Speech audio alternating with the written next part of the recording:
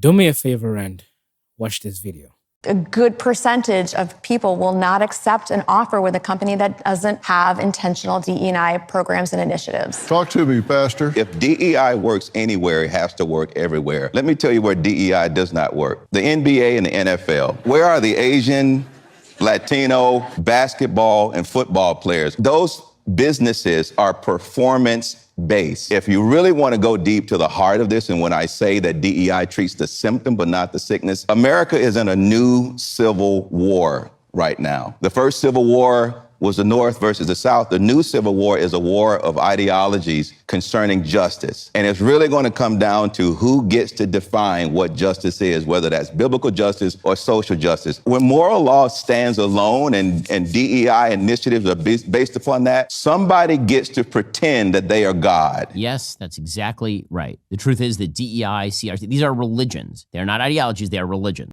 Okay, so my thought on this is a little nuanced, just a little bit. To me, DEI isn't necessarily a bad thing. Let's assume there is a company that decides it doesn't want to hire women, but the job is pretty neutral. Men can do it, women can do it. But this company particularly says, I don't want to hire women. Why? Just because. Or let's even say there's a company that doesn't want to hire men.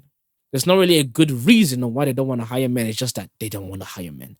Under these circumstances, then yeah, it's pretty weird, and DEI should be applied in those situations. But those are under specific situations. However, if we want to take DEI and then plaster it on a broad sense, it becomes a problem because we're not talking about competence.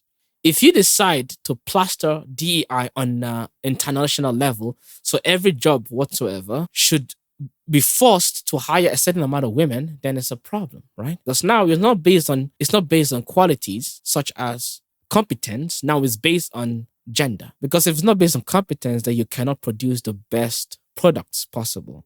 You cannot produce the best services possible. I don't care about the gender of my pilot. I care about the competence of my pilot. I don't care about the color of my doctor.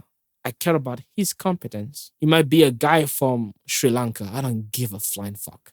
What I care about is he going to be able to cure my ailment? I don't want anybody putting me into a more critical situation than I should be. When I'm coming to a doctor, I'm coming to a doctor to get healed. I'm not coming to a doctor to see what gender the doctor is. I think the issue is like some people might say, hey, it's not fair. It's not fair that you're not hiring specific people that may want a job and may really want that job. Well, yeah.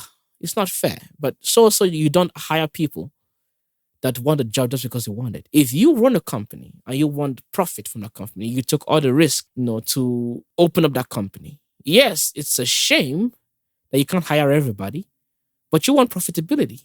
You want people that are going to come to your company and make it more profitable than it was before you started. You don't want people to just come to your company just for the sake of it. Everybody doesn't have the same skill set. They could by training and diligence, but everybody doesn't have the same skill set. And so, yes, it's not fair. It's not fair. But just because it's not fair doesn't mean it's wrong. Trying to force people into positions that they are not supposed to be in could lead to a lot more problems than actually employing people based on merit. People should be employed based on merit, not based on their gender.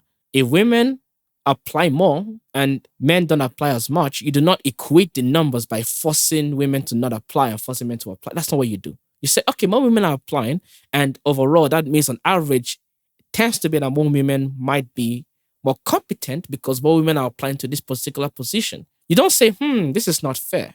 I'm sure there are some men that want to be in this position. You know what? Women should stop applying for 1 second and let's start pushing men into this field. That's not the way it works. That's not the way it should work. It should work based on people that apply, amount of people that apply, and among those people that apply, who is the most competent, irrespective of the gender. Now, under some conditions, there are situations whereby DEI cannot apply at all, right? Because there are some situations where you're looking for specific genders for specific things, right? And a good example is historical movies, right? Historical movies, you cannot make Queen Elizabeth a Mexican man. You can't do that. You just can't do that, right? Because that's not true. Queen Elizabeth was not a Mexican man, right? So trying to include the opposite gender into a historical role is not a wise choice, because not only do you fuck up history, and I think the Methodron does a lot of deep dives into these things, you actually lie to people by such things. Now you're convincing a part of the population that don't know any better that Queen Elizabeth was actually a gay man, right? It doesn't really work like that. Okay, if the source material is correctly pointing out that Queen Elizabeth was a woman, a white Caucasian woman from Britain, it should be a white Caucasian woman from Britain. Trying to stay accurate to the source material is more important than trying to score inclusion points. So this is another situation whereby DEI cannot apply. So that is the nuance about DEI. Sometimes it just can apply, and under very specific conditions, it can. Anyway, guys, I hope you found this informative, and I'll see you guys later.